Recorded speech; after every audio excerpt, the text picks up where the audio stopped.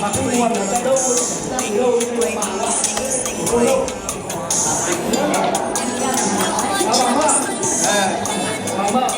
còn tiếp tục là bà phí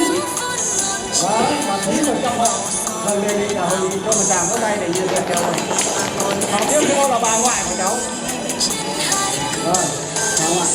hôm nay cũng mà